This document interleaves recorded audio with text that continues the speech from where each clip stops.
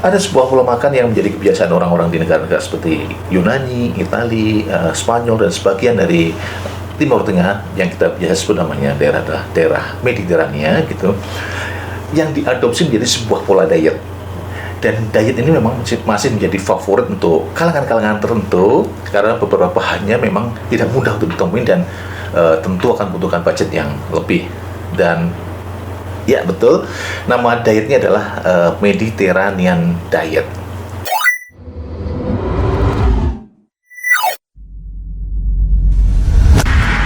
Perbanyak minum, just drink water kata Portugal gitu.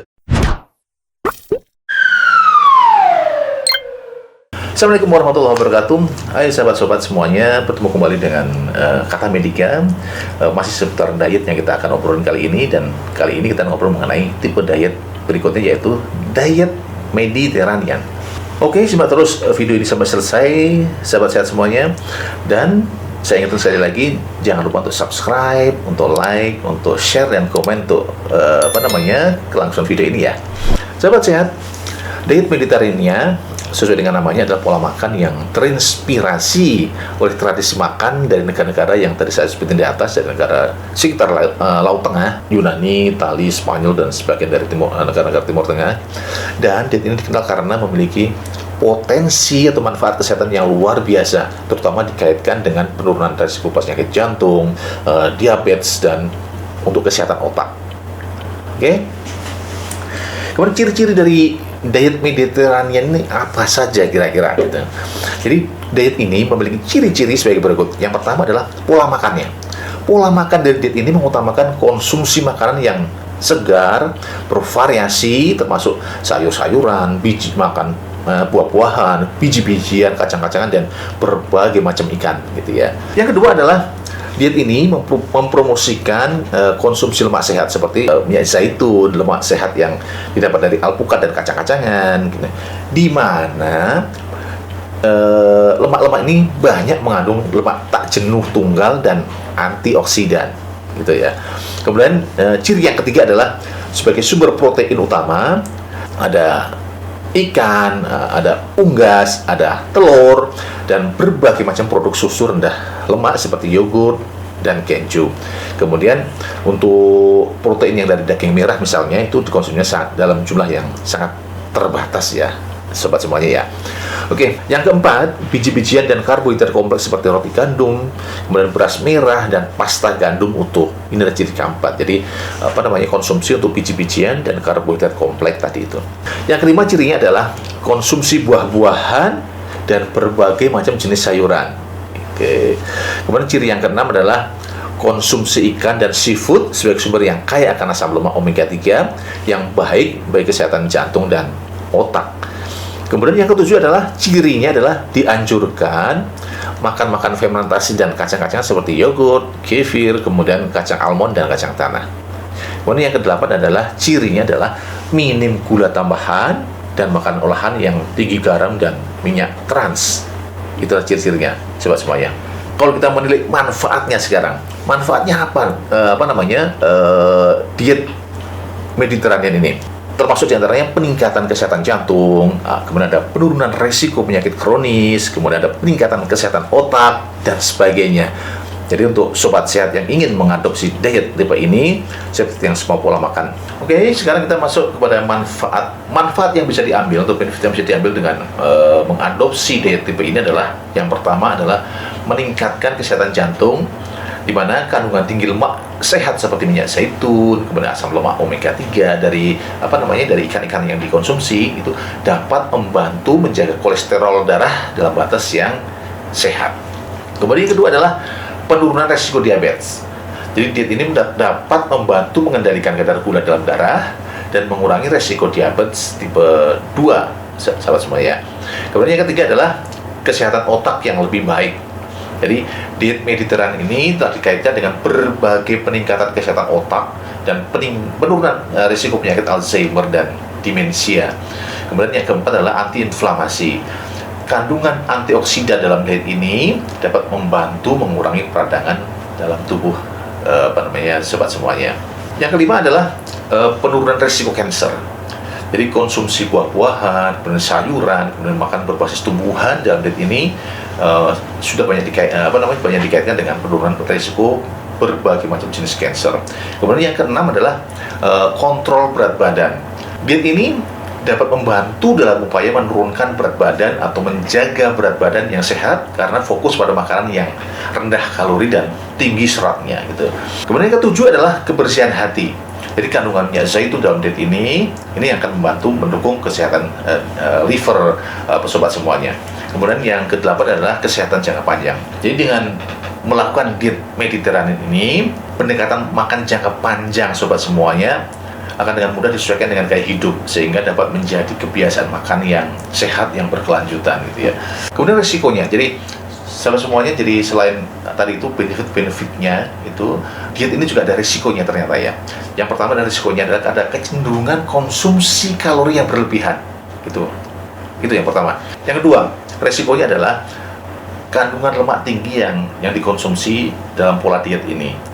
Meskipun lemak sehat yang dikonsumsi dalam minyak zaitun, lemak yang sehat, tetapi dengan mengkonsumsi lemak ini dalam total yang tidak diatur, itu bisa menyebabkan peningkatan berat badan dari sobat semuanya.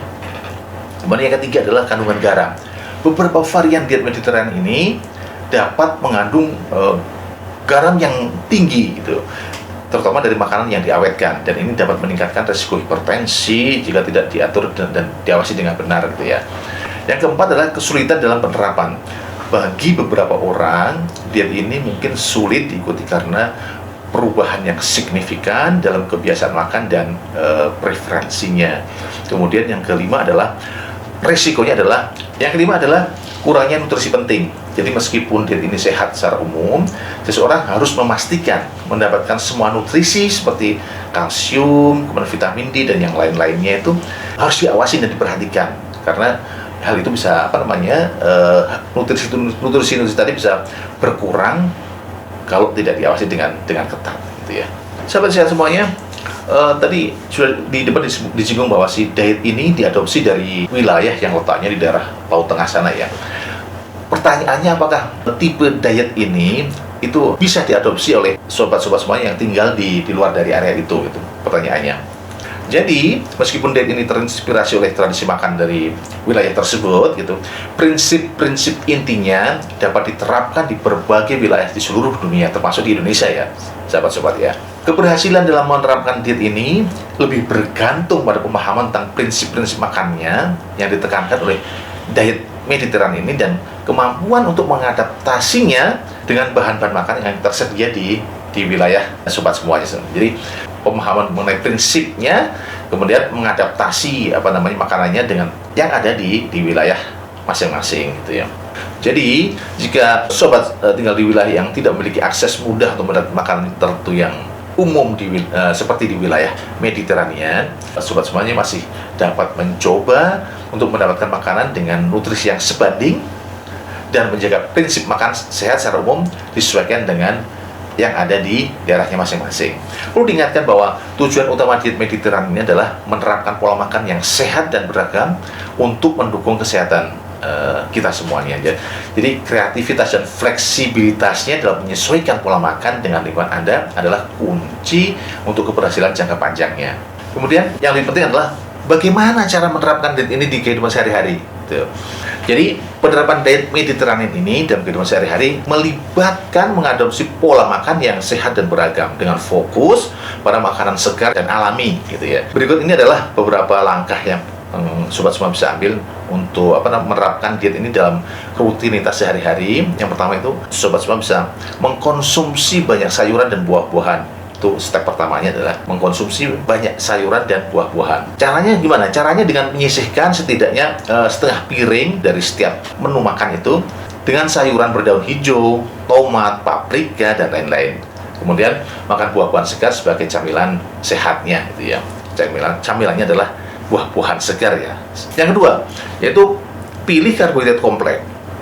Jadi dengan cara mengkonsumsi biji-bijian utuh seperti gandum utuh, kemudian beras merah, quinoa atau oatmeal, dan kurangi konsumsi makanan olahan yang tinggi karbohidrat sederhana. Yang ketiga adalah prioritaskan lemak sehat dengan cara gunakan minyak zaitun sebagai sumber lemak sehat utama dalam kegiatan memasak. Kemudian tambahkan alpukat, kacang-kacangan, dan biji-bijian ke dalam makanan kalian. Gitu. Kemudian yang keempat adalah konsumsi protein seimbang. Pilih ikan seperti salmon, sarden, atau tuna sebagai sumber proteinnya. Kemudian tambahkan protein nabati dari kacang-kacangan, biji-bijian, dan produk susu rendah lemak.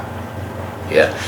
Yang kelima adalah kurangi daging merah dan makanan olahan. Jadi, konsumsi daging merah ini bisa dikonsumsi tapi dalam jumlah yang sangat terbatas ya, sobat semuanya. Dan pilih variasi makanan ini yang lain untuk kompensasinya. Kurangi konsumsi makanan olahan yang tinggi garam dan lemak trans. Tuh. Yang keenam adalah sertakan makan fermentasi. Jadi konsumsi juga yogurt rendah lemak, kefir, kemudian makanan fermentasi lainnya untuk kesehatan pencernaan. Dan jangan lupa sahabat sehat, pastikan minum air putih yang cukup ya, sehingga terhindar dari dehidrasi karena adopsi diet ini. Kemudian yang ketujuh adalah batasi konsumsi gula tambah. Jadi kurangi makanan dan minuman yang mengandung gula tambahan, dan pilihlah camilan sehat yang rendah gula seperti buah segar tadi itu atau kacang-kacangan gitu ya. Kemudian yang kedelapan adalah berolahraga secara teratur. Jadi sertakan aktivitas fisik dalam rutinitas harian sehat sahabat semuanya untuk menjaga kesehatan secara menyeluruh. Kemudian sajikan pola makan ini dengan cara yang sederhana gitu ya. Gunakan bumbu alami seperti bawang putih, bawang merah, dan herbal-herbal yang lain untuk beri rasa gitu. Oke. Sahabat sehat semuanya, tadi adalah informasi mengenai Mediterranean, udah disebutin mengenai apa itu Mediterranean, asalnya dari mana, kemudian prinsip-prinsip utamanya seperti apa, benefitnya seperti apa, kemudian resikonya juga perlu diperhatikan juga apabila sobat semuanya ingin mengadopsi diet ini. Ingat sobat semuanya bahwa diet Mediterranean ini adalah tentang pola makan secara keseluruhan gitu ya, bukan hanya satu atau dua makanan tertentu. Dapat mengadaptasi prinsip-prinsip ini sesuai dengan preferensi pribadi dan bahan makanan yang tersedia di lingkungan kalian semua gitu. Jadi penting juga untuk menjaga pola makan yang seimbang dan mengkonsumsi berbagai nutrisi yang dibutuhkan oleh tubuh Anda.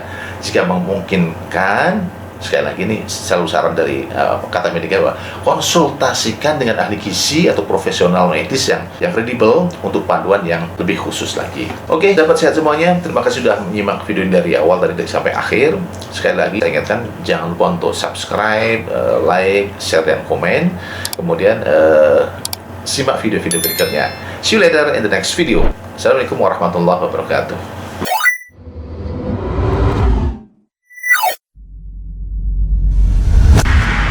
Banyak minum, just drink water kata Prof. Yoga.